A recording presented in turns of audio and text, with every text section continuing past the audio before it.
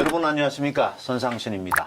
아투 초대석이 마련한 부산시장 후보 초청 대담, 오늘은 국민의힘 동아대학교 박형준 교수 모셨습니다. 안녕하십니까? 안녕하세요. 네, 네. 저희 아시아투데이 처음 오셨죠? 예, 예. 네, 우리 세상에는 처음 왔습니다. 네. 저하고는 뭐 오래전부터 많이 예. 그 관계를 했습니다만, 네, 저희 아시아투데이 찾아주셔서 감사하고요. 아유, 감사합니다. 우리 아시아투데이 독자들한테 처음 오셨으니까 인사 말씀 좀 하시죠. 카메라를 보시고. 네. 네, 아시아투데이는 처음 왔지만 아시아투데이 기사는 열심히 읽고 있습니다. 우리나라 경제 발전을 위해서 큰 역할을 하시고 또 언론으로서 크게 성장하는 모습 축하드립니다. 부산시장 후보로서 대한민국 발전과 부산 발전을 위해서 소명의식을 갖고 최선을 다해보겠습니다. 감사합니다. 네, 감사합니다. 우리 이제 박형준 교수님이라고 제가 부르겠습니다. 예. 예부 희부시긴 예. 하지만 네. 그게 익숙한 이름이니까. 네, 맞습니다.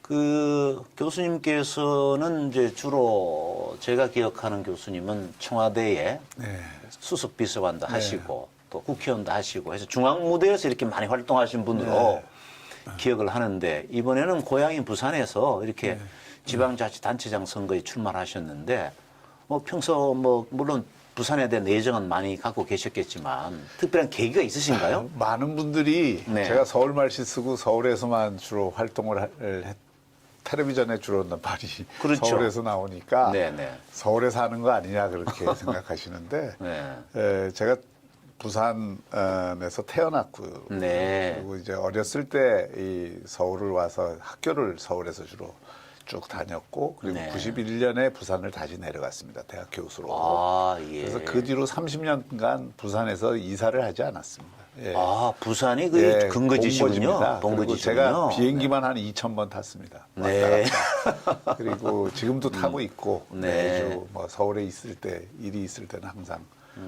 오는 거고요. 공직 생활하면서 이제 서울에 쭉 머물러 있을 수밖에 없을 때에도 주말이면 네. 부산을 찾는. 그리고 지난 30년간 사실 부산에서 제가 시민운동부터 해서 제가 경실련도 했고, 문화도시 창조운동도 했고, 지방분권운동도 했고, 국회의원도 했고, 또 지역에 청와대에 있을 때에는 부산의 창구 역할을 제가 많이 했습니다. 아, 그래서 특히 그렇군요. 부산의 네. 강서 그린벨트 1,000만 평 푸는 것은 그건 부산의 굉장히 중요한 그 21세기 가장 중요한 과제였는데 제가 인수위 있을 때부터 사실상 주도적 역할을 했다. 네. 이렇게 중앙에 제가, 있으면서 부산 발전을 위해서 기여를 많이 하셨군요. 예. 네. 또 제가 지금 부산 컨텐츠 마켓 네. 이라고 있습니다. 오. 그것은 제가 국회의원 있을 때 만들어서 지금도 운영이 되고 있는 것인데, 네. 이번에 코로나에도 불구하고 열려서 비대면으로 많이 했습니다만은 거의 8,200만 불 정도 거래가 이루어진. 네. 그래서 부산을 문화 콘텐츠 도시로 만들겠다는 게 오래전부터 제가 기획했던 것이고, 지금도 그게 실행이 되고 있죠. 예. 시장이 되면 제가 부산을 정말 영상 미디어, 그렇군요. 문화 콘텐츠 이쪽에 훨씬 더 특화된 도시로 네. 만들기 위한 기획도 지금 하고 있습니다. 네. 네. 뭐 부산이 본거지이신 분을 서울의 본거지를 들고 부산을 왔다 갔다 하는 걸로 많이 생각을 했던 것 같습니다. 그 이제 지난해 그 국회의원 선거가 있었잖아요. 그때 이제 그 당시는 미래통합당이죠. 네, 미래통합당의 맞습니다. 총괄선대본부장을 총괄선대본부장은 이진복 의원이 했고요. 저는 공동선대위원장 공동선대위원장. 중에 한 명이었습니다. 맞습니다. 네 명이 있었는데 위원장 김종인 위원장하고 황교안 대표가 상임 공동선대위원장이고, 공동선대위원장이었고 저는 이제 공동선대위원장 네, 두 사람 중에 한 사람이었죠. 예, 선대위원장을 하셨기 때문에 당시 국회의원 선거 관련해서 나름대로 또 책임감을 갖고 계실 텐데 뭐 절반의 성공 이렇게 얘기하시는 분들이 많아요. 그래서 그 부분에 대해서는 뭐 지금도 뭐 우리 박형준 교수님한테 뭐 또 책임론을 제기하는 분들도 아직 있습니다. 그분은 어떻게 생각하세요? 네. 연말에 홍준표 대표가 저한테 공격을 해서 그런 얘기들이 또 확산이 됐고, 또 그 부산의 후보들이 아무래도 제가 여론조사에서 지금 앞서다 보니까 계속 그런 비판을 하고 있습니다. 또 일부 강경 보수층 여러분들이 그런 이야기들을 하는데 제가 굳이 뭐 그 책임을 면하고 싶지는 않고요. 총선에서 진 거는 사실이니까 그 정치적 책임이 일단이 있다고 생각하는데 다행히 최근에 홍준표 대표하고도 뭐 화해를 했고 관계가 화해라기보다도 많이 제가 좋아졌군요. 전화를 드려서 네. 그 해명을 하고 또 이제 더 이상 서로 그러지는 않겠다고 하셨고 네, 네. 뭐 여러 가지로 그런 건 있습니다만 저는 이런 건 좀 강조하고 싶습니다. 네.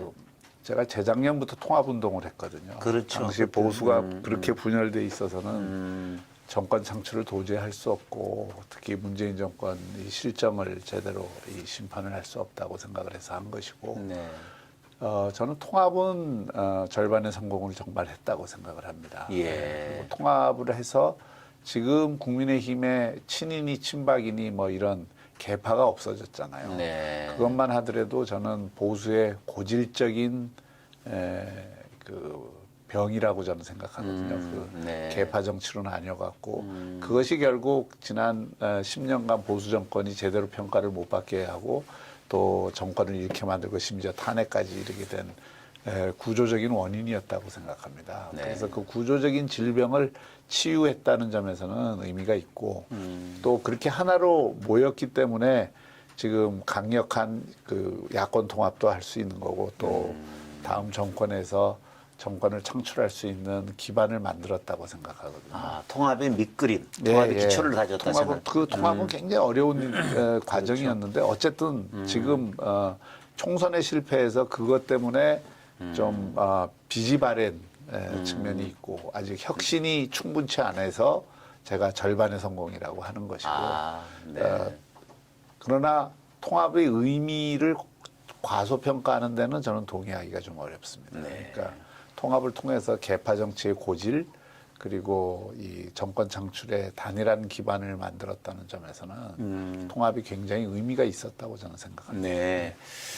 지금 이제 부산시장 보궐선거가 서울시장도 마찬가지입니다만은 그 부산시장의 성추행 사건 때문에 이게 보궐선거가 이제 실시가 되는 건데 그래서 그런지 이제 여당에서는 나서는 사람이 많지 않은데 야당에는 지금 거의 한 10여 명 가까이 되죠? 많죠? 나오시는 분들이. 부산은 특히 그 정치 예비군이 많아서도 그렇기도 하고 또 이 부산시장 선거가 정치적으로 좀 유리하다는 생각을 하니까 많이 나서는 것도 있고. 우리 박 교수님의 그 경쟁력. 지금 여론조사를 보면 일단 박 교수님이 가장 앞서시는데 다른 분들 뭐 일일이 평가할 필요는 없겠지만은 당신이 생각하시는 박형준 후보의 경쟁력이라고 그러면 뭐라고 생각을 하십니까?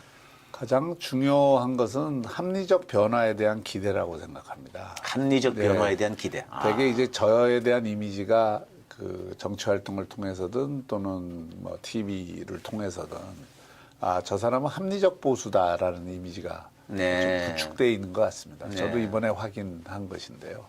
그래서 어떤 극단적인 방향으로 문제를 해결하지 않고 뭐 부산을 만약에 이끈다고 하더라도 굉장히 좀 유연하게 아우르면서 변화를 추구할 수 있겠다 하는 기대가 있는 것 같고요.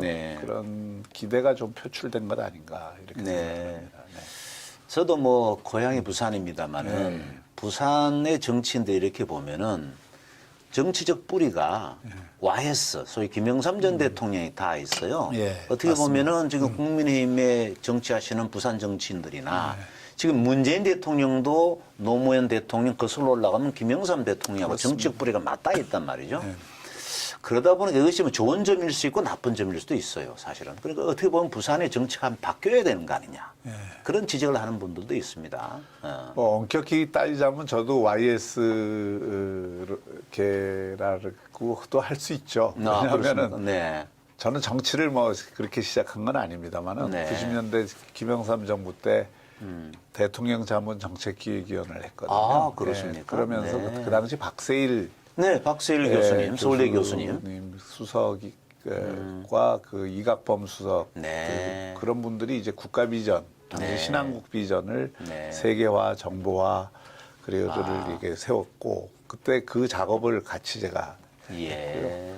그리고 교육개혁, 노동개혁, 복지개혁. 당시 사실은 김영삼 정부가 개혁을 굉장히 많이 했죠. 네. 금융실명제를 비롯해서 네. 뭐 하나회 척결, 하나의 척결도 했지만은 모든 분야의 교육개혁, 맞습니다. 교육개혁도 지금 5.3일 교육개혁이 지금까지도 이 근간을 이루는 그 거예요. 박세일 수석이 그 당시에 주도했던 거 아닙니까? 박세일 수석이 주도했고 그 당시 복지개혁도 했고 네. 사법개혁은 시도했는데 제대로 안 됐고 그렇죠. 노동개혁도 시도했는데 제대로 안 됐고 네, 맞습니다. 그렇긴 하지만 하여튼 그 YS 정부의 국정 밑그림을 그리는 작업을 제가 했고요.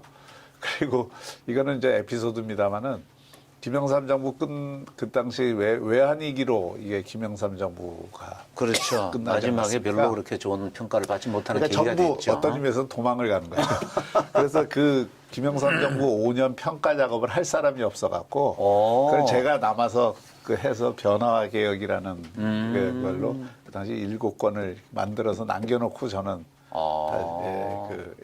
했는데 그 작업도 제가 사실은 네, 그렇군요. 우리 박영경 교수님이 그렇게 활동하시는 건 좀 잘 몰랐습니다. 저는 정치를 한 게 아니고 그러니까 그 당시에 김영삼 대통령이 정치 활동을 하시고 그런 인연이 있다는 걸 잘 몰랐는데 이번에 어쨌든 부산에서도 정치를 하려고 그러면 그런 걸 또 무시할 수는 없어요. 저는 이번에도 그런 얘기 했는데 그 YS 정신이라는 게 저는 있다고 생각합니다. 네. 대한민국 그 민주주의를 이끈 김대중 대통령이나 김영삼 대통령 같은 경우는 남다른 점들이 있잖아요. 네. 특색도 좀 다르고. 근데 김영삼 대통령 같은 경우에는 적어도 지도자로서 이 공적인 가치에 대해서 담대한 용기를 갖고 도전하는 그런 정신은 정말 본받아야 된다고 생각합니다. 사실 뭐 그렇죠. 김영삼 대통령이 그 단식도 목숨을 걸고 했고 그 YH 사건 때도 그 제명되면서 거의 뭐 타협하지 않고 이렇게 했고 또 금융실명제나 하나의 척결할 때에도 굉장히 어려운 일이었는데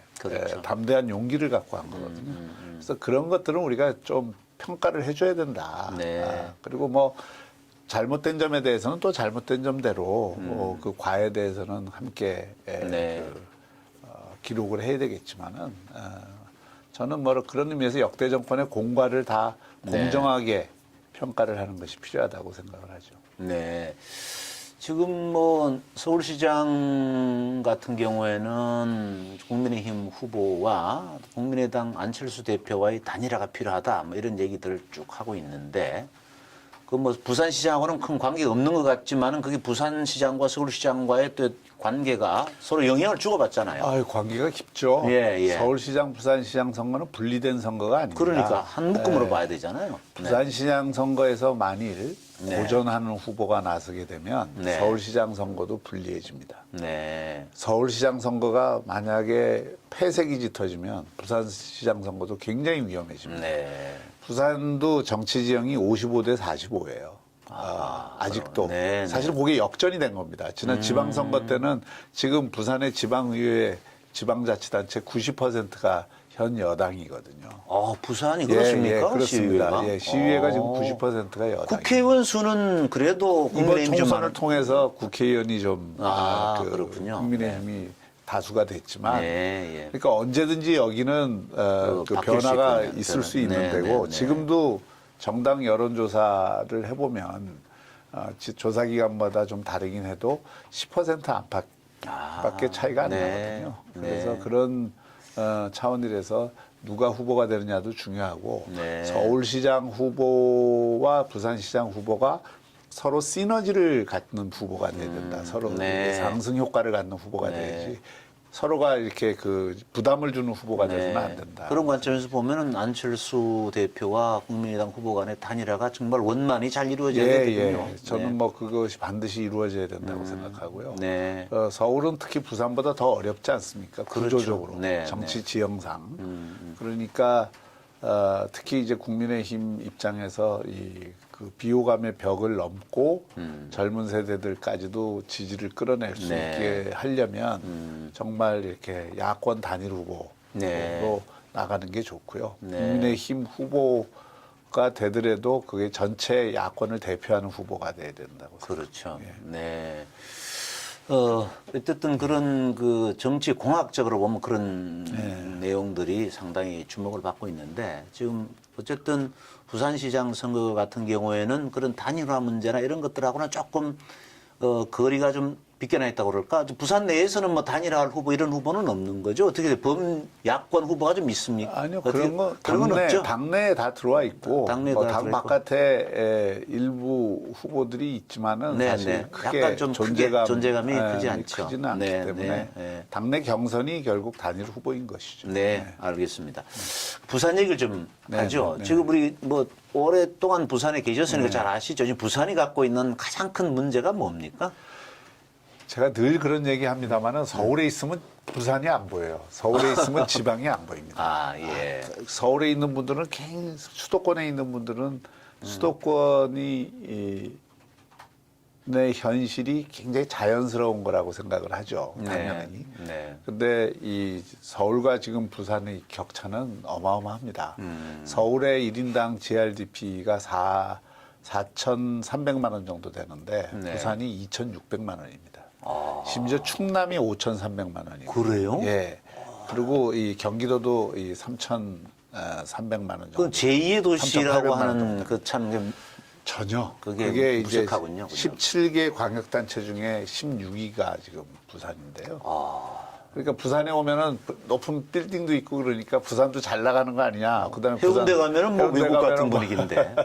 근데 사실은 일부의 모습이군요. 일부의 모습이지 부산 전체가 가라앉고 있습니다. 네. 금년에 그러니까 24개 대학이 있는데요, 부산에. 네, 네. 24개 대학이 정시 입학생을 모집했는데 지금 5개의 종합대학이 미달이 될 가능성이 아하. 없습니다. 그러니까 그만큼 이 부산이 이 대학이 죽을 뿐 아니라 대학이 죽으니까 지금은 전 세계적으로 잘 나가는 도시는 다 산학협력 도시잖아요. 그렇죠. 네. 기업과 대학이 함께 이 맞물려 돌아가는 도시는 혁신 도시가 될 수 있고 선진 도시가 될 수 있는 데 비해서 대학이 죽으면 기업이 안 들어오고 투자가 안 이루어지고 사람이 없으니까. 네. 그러면서 대학은 대학대로 가라앉고 그러면 기업은 기업대로 산업은 산업대로 가라앉는 이런 그 악순환이 지금 네. 부산에 형성돼 있는 겁니다. 요걸 바꾸는 게 예. 다른 무엇보다도 중요하다고 해서 제가 혁신 역량을 키우기 위해서 네. 거기에 맞는 산학협력 도시로 부산이 전환을 해야 된다. 네, 제가 네. 대학 교수 출신이라서가 아니라 예. 부산의 청년들이 1년에 지금 12,000명씩 떠나고 있습니다. 네. 더구나 다 수도권으로 집중되는 거죠? 4년제 대학의 이 상위 성적을 거둔 학생들의 80%가 떠나고 있습니다. 네. 그러니까 안 그래도 지금 부족한데 인재가 없으니까 기업이 여기 투자할 매력을 못 찾는 거예요. 그렇죠. 그러니까 기업을 아무리 유치해 오려고 하더라도 잘 하기가 어려운 겁니다. 네, 네. 그러니까 전통 제조업만 갖고 먹고 살 수 있느냐? 지금 못 먹고 살잖아요. 그렇죠. 신산업을 끌어와야 되는데 네, 네. 그 신산업들은 다 사람이 있기 때문에 되는 겁니다. 그렇죠. 아시지만 판교가 저 공간이 열린 지 얼마 안 됐잖아요. 네, ICT 네. 단지로 된 지가 예, 얼마 안 예. 됐는데 저기는 민간이 들어와 갖고 다 만들어 버리니까 네. 지금 1위부터 5위까지 판교 기업 대기업 그 큰 기업의 매출이 부산의 1위부터 50위까지 기업의 매출의 5배입니다. 아하. 그러니까 서울은 성수동 아시잖아요. 옛날에 네, 어떤 네. 데였는지. 네. 지금 뭐 성수동이 완전히 천지개벽을 네. 하고 마곡이 천지개벽을 그렇죠. 하고 다 공간만 열어놓으면은 민간이 들어와서 네. 다 변화를 주는 거예요. 네. 그러니까 민간의 혁신 역량이 있다는 얘기죠. 네. 부산은 민간의 혁신 역량이 부족하고 그 새로운 이 파동이 일어나고 있지 않는 겁니다.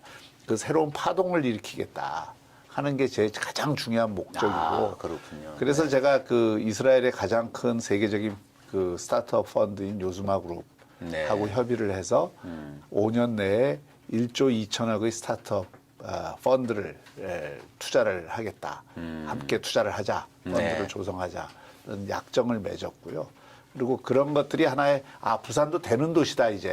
부산에서도 뭔가 일어난다. 네. 이런 걸 보여주려고 하는 거예요. 그리고 제가 부산의 대부분 대학들하고 그 지금 협의를 해가고 있는데 다 좋아하십니다. 네. 새로운 산학협력 단지들을 대학 내에서도 곳곳에 특화된 형태로 만들겠다. 거기 기업도 들어가게 하고 스타트업도 들어가게 하고 그렇게 해서 부산에서 대학을 다니면 앞으로는 여기 취업이 되는 도시네. 예. 취업지향적인 대학들을 만들고 그게 잘 돌아가면 연구개발 분야에서도 산학협력이 잘 될 수 있는 여건이 마련이 되는 겁니다. 이게 다 맞물려 있는 거기 때문에 예. 그 새로운 이 선순환의 시스템을 그 물꼬를 트는 역할이 차기 시장의 가장 중요한 역할이다. 이렇게 네, 참 과제가 네. 많습니다. 이 1년 시장인데 지금 혹시 절대 1년은 2, 3개월이잖아요. 지금 보궐선거에서. 예, 다음 예. 내년에 다시 한번 선거에 또 예. 되시면 도전을 다시는 하시겠지만 그 길게 봐야 되겠군요. 뭐 그래서 계획을. 1년 3개월에 할 수 있는 일은 한정돼 있습니다. 그런데 이번 시장 되는 사람은 5년을 한다고 생각하고 생각하고. 준비를 해야 되고 그렇죠. 1년 3개월 동안 할 수 있는 일이 있습니다. 네. 제가 지금 요즈마 그룹 얘기를 했지만 실제로 이 그 시장 선거가 끝나는 다음 날부터 직무를 해야 되거든요. 그렇죠. 인수위가 예? 없습니다. 맞습니다. 인수위가 그럼 없죠. 그 사전에 이미 그런 일들을 준비가 다 돼 해가면서 있어야죠. 선거 운동을 해요. 예. 그리고 네. 또 이 그런 면에서 차기 시장이 1년 3개월 동안에 할 수 있는 일은 가장 중요한 게 기업 유치와 투자 유치입니다. 네. 그렇게 해서 부산에도 뭐가 들어온다는 걸 보여주고 하는 것이 중요하고 사실은 지금 예산도 이미 확정이 돼 있고 네. 그다음에 의회도 지금 여당이 절대 다수를 차지하기 때문에 네. 1년 동안에 뭔가 제도를 바꿔서 하는 데는 굉장히 한계가 있어요. 그런데 정말 시장의 역량으로 뭔가 이렇게 새로운 흐름을 만들고 새로운 투자를 유치해 오고 이런 거는 시장의 역량에 달려 있는 거라고 보거든요. 네. 자, 지금 부산하면 지금은 이제 가덕도 얘기를 많이 해요. 근데 사실은 가덕도 신공항은 이명박 정부, 박근혜 정부 거치면서 다 정리가 된 사안이라고 생각을 했는데 다시 또 이제 가덕도 문제가 새로운 쟁점이 되는데 솔직히 객관적으로 볼 때는 어떻습니까? 부산의 입장과 또 중앙정부 입장이 좀 부딪힐 수도 있는데 어떻게 보세요? 그 가덕도 공항이 처음 제기된 거는 이미 30년이 됐습니다. 아, 그래요? 예, 예. 네. 부산에서 이게 최근 얘기가 아니고 이 대한민국을 놓고 볼 때 영종도와 인천에 국제 물류공항이 있지 않습니까? 네. 그리고 수도권의 허브 기능을 하고 있죠. 그런 허브 도시가 특히 물류 허브 도시, 물류라는 게 중요합니다. 네. 물류 허브 도시가 서울의 수도권에만 있는 게 좋으냐, 남부권에도 하나 더 있는 게 좋으냐. 근데 우리가 앞으로 이렇게 지도를 거꾸로 보면은 부산이 대륙의 기점이자 종점이고, 그렇죠. 일본하고도 연결돼 있고 상해하고 제일 가까운 데고. 그러니까 여기를 허브 기능을 갖는 도시로 키워야 되는 겁니다.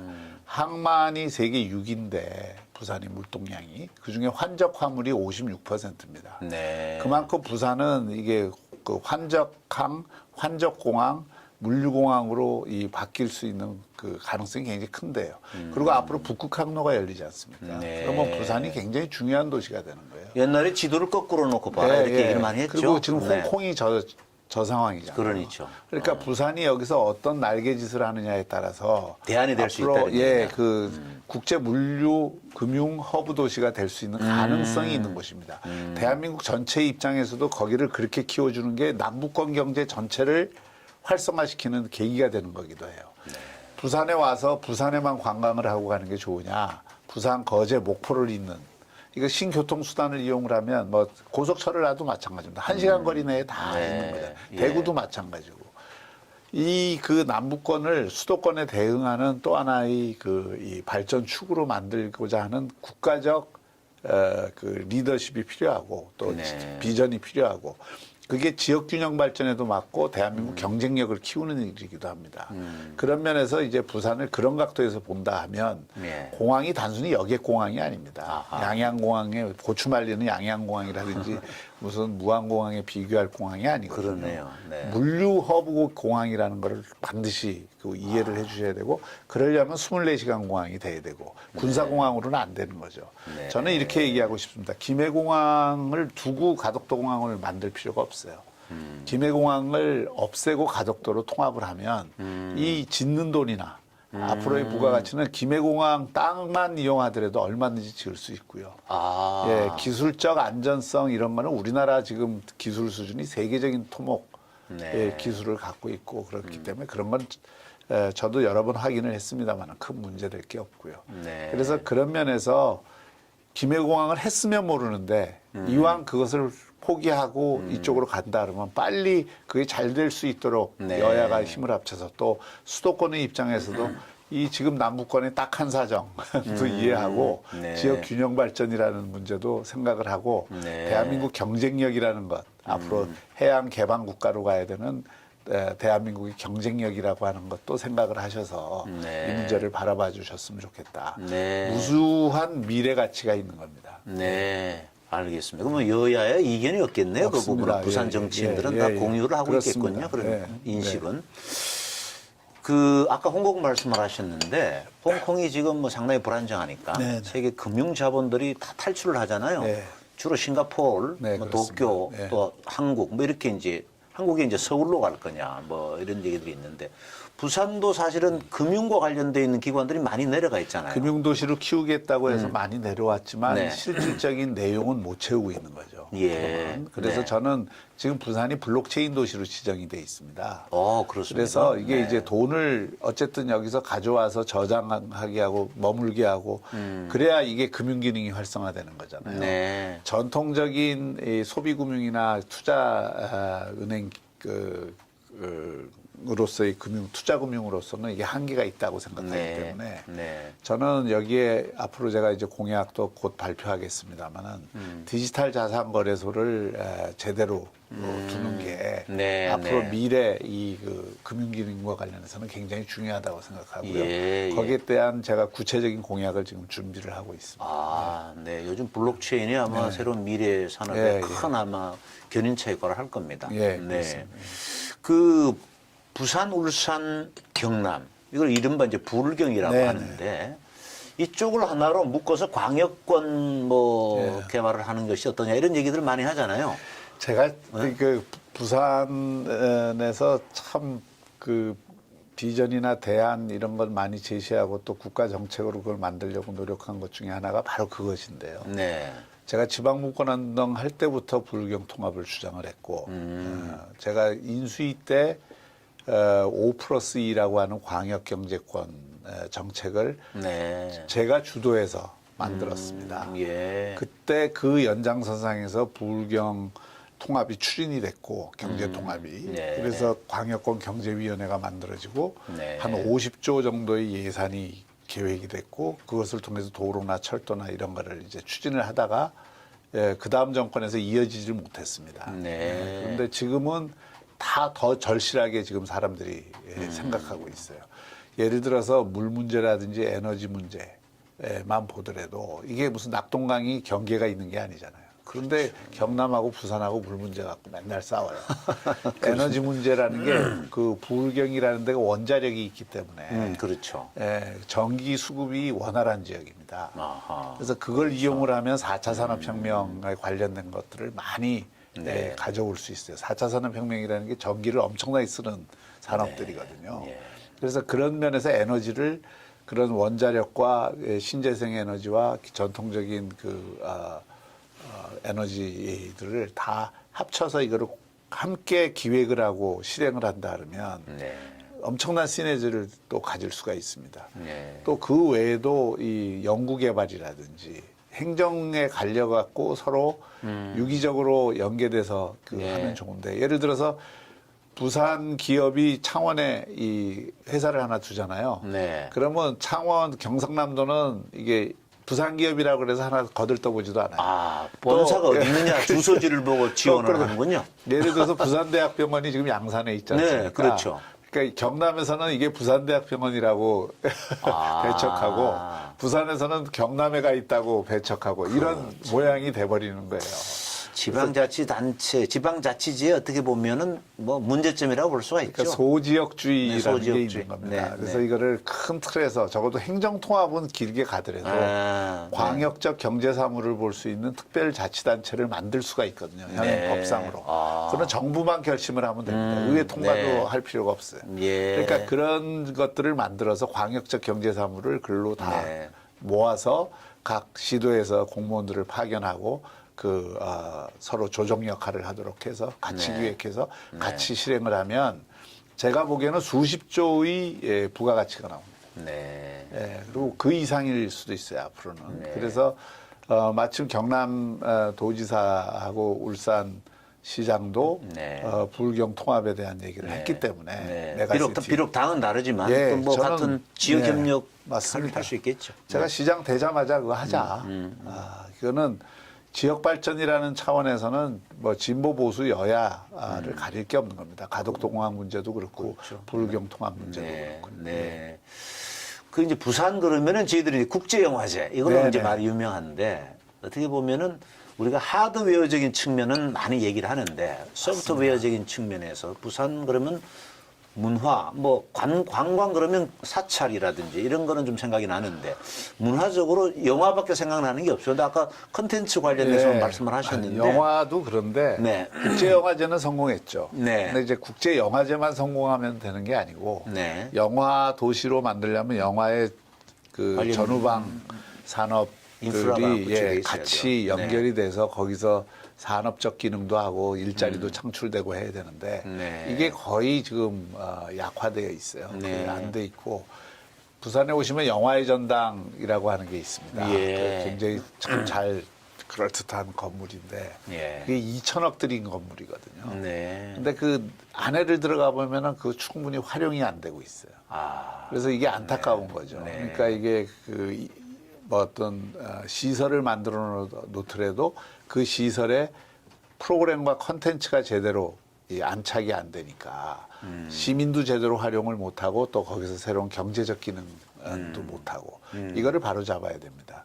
부산이 관광도시로 성장할 수 있는 가능성은 대단히 높습니다. 특히 마이스 산업과 연결을 한다 그러면 부산에 오시면 알지만 살기가 좋잖아요. 또 거기서 태어나셨으니까 알지만 저도 부산이 너무 매력적이기 때문에 부산을 못 떠나는 거거든요. 그러니까 부산이 정주 공간으로서의 매력은 충분한 곳이에요. 다만 거기에 그런 어떤 이 문화라는 게 그렇잖아요. 하이엔드의 그 문화 콘텐츠도 있어야 되고 관광으로 오면 꼭 보고 가지 않으면 안 되는 그런 어떤 그 시설도 있어야 되고 또 대중적으로 모든 사람들이 와갖고 누구나 즐길 수 있는 예를 들어서 싱가포르의 센토사라든지 뭐 로스앤젤레스 유니버설 스튜디오라든지 뭐 일본의 디즈니랜드라든지 뭐 이런 그런 어떤 시설도 있어야 되고 그러니까 이게 다 양립을 해야 되거든요. 그 제가 런던을 그 1980년대에 방문했을 때는 도시가 시커맸습니다.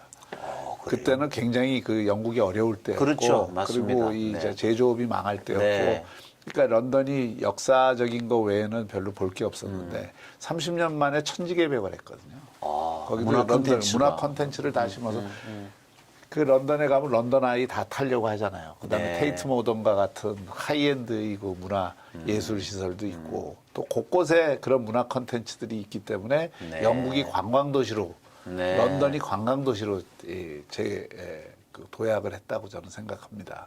마찬가지로 부산도 그런 잠재력은 있어요. 근데 이제 그것을 그 잠재력을 현실로 만들기 위한 다양한 작업들이 필요한데 문화는 특히 저는 안목이 대단히 중요하다고 생각합니다. 리더의 안목. 그렇죠. 조경을 하더라도 어느 수준의 조경을 하느냐. 또 조명을 하더라도 어떤 수준의 조명을 하느냐. 문화시설을 하나 운영을 한다 하더라도 어떤 수준으로 문화시설을 운영하느냐. 이것은 사실 리더와 그 지역사회 오피니언 리더들의 안목이라고 생각합니다. 그래서 그런 걸 저는 최고의 문화 전문가들하고 협의를 해서 정말 부산에 오면 꼭 가보지 않으면 안 되고 또 머무를 수 있는 그런 문화 콘텐츠들을 해야 된다. 한 가지 추가로 말씀드리면 부산의 크루즈가 1년에 지금 코로나 때문에 그렇지만은 1년에 300~400척이 왔다가 갑니다. 그러면 여기 왔다가 그냥 몇 시간 만에 머물러서 바로 가는 거예요. 뭐 쇼핑할 게 있으면 조금 하고 그래서는 안 되거든요. 여기 와서 뭐 한나절이나 뭐 일박이나 이렇게 있으면서 즐길 게 많으면 당연히 그렇게 되는데 그게 안 되기 때문에 지금 크루즈도 충분히 활용을 못 하고 있는 거죠. 그래서 하여튼 그 관련된 관광산업과 관련된 네. 것도 앞으로 그 부산이 먹고 살 수 있는 굉장히 중요한 영역이라고 봅니다. 부산 발전 방안과 관련해 가지고 뭐 특별히 지금 뭐 빠지신 얘기나 하실 더 추가로 하실 말씀 있으신가요? 아, 많이 있습니다. 많이 있는데 네. 지금 뭐 꼭 부산 시청자들만 보는 게 아니기 아니니까, 때문에 네. 중요한 것은 저는 이 관점이 굉장히 중요하고 이렇습니다. 무엇을 할 거냐? 네. 어? 제가 이제 오늘 아침에도 김영춘 후보 그에 대해서 잘 야. 공약에 대해서 묻길래 그런 네. 얘기를 좀 했는데 네. 김영춘 후보가 글로벌 경제도시, 녹색도시, 뭐 문화도시 이런 거를 비전으로 세웠어요. 네. 네. 그래서 그거는 지금 이현주 후보도 똑같은 걸 하고 있고 그러니까 누구나 하는 얘기예요. 맞습니다. 네. 네. 그러니까 뭐 틀린 얘기는 아니지만 틀린 얘기는 아니에요. 문제는 어떻게가 중요한 겁니다. 어떻게. 아. 무엇이 핵심이냐.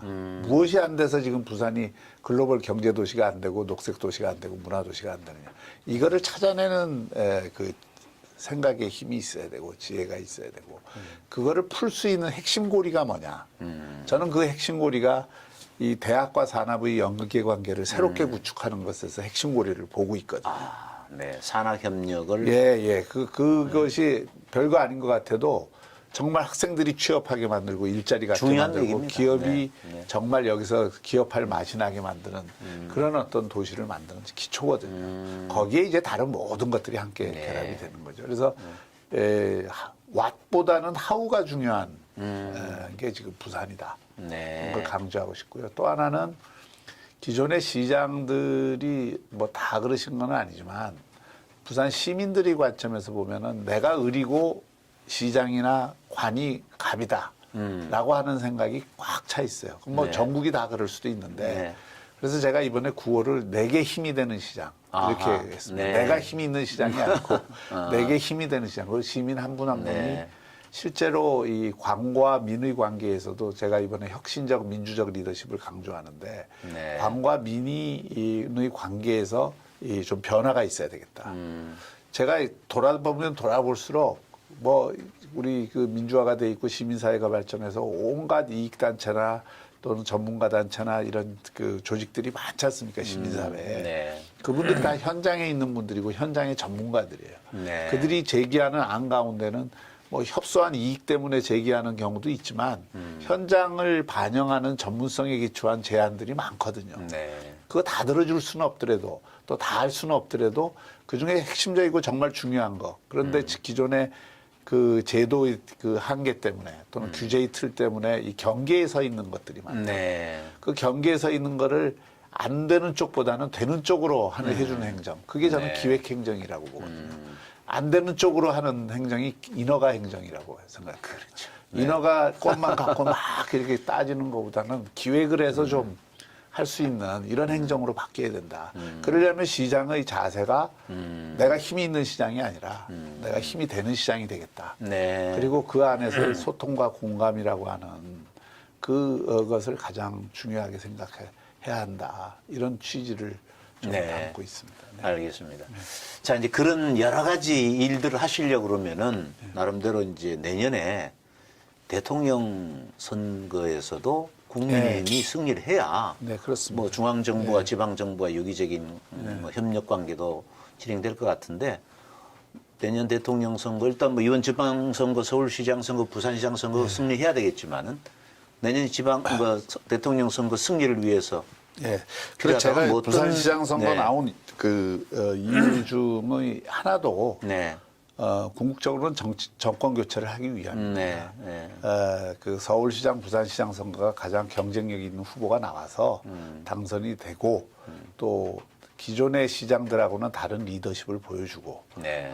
국민의힘 그 리더를 뽑았더니 그래도 뭔가 좀 다르더라, 잘하더라 이렇게 돼야 다음 정권 창출이 가능한 겁니다. 그래서 이게 제가 항상 징검다리 선거라고 보고 있는 거고 네. 다음에 서울시장이든 부산시장이든 새로운 리더가 되는 사람은 뭔가 다른 점을 보여줘야 된다. 일하는 시장으로서의 어떤 성취도 보여줘야 되고 기존의 방식하고는 다른 혁신성도 보여줘야 된다고 생각합니다. 네. 그리고 정권 교체를 제대로 해야 또 일도 제대로 할 수 있습니다. 예. 그런 쪽에 다 연결돼 있기 때문에 이것을 하나의 점으로 보기보다는 선으로 봐야 된다 이런 생각을 하고 있습니다. 네, 그 서울시장, 부산시장 선거를 승리하고 또 성과를 내서 네. 그것이 결과적으로 대통령 선거의 네. 승리로 이어지도록 네. 하겠다 예, 예. 그런 말씀이시죠. 예, 야, 이제 뭐 오랜 시간 동안 네, 인터뷰를 하셨는데 마지막으로 우리 국민들 또 부산 시민들에게 하시고 싶은 말씀 있으면 하시죠. 네. 네, 지금 대한민국도 그렇고 부산도 그렇고 이 큰 변곡점에 있습니다. 지금 새로운 리더십을 세우는 일이 정말 대한민국의 이 흥과 성의 길, 다시 말하면 쇠와 망의 길로 안 가는 그런 첩경이라고 생각하고요. 부산에서부터 한번 그런 새로운 리더십의 단초를 마련해 보겠습니다. 많은 성원 부탁드립니다. 감사합니다. 오늘 바쁘신 가운데 함께 해주셔서 고맙습니다. 고맙습니다. 네, 네. 감사합니다.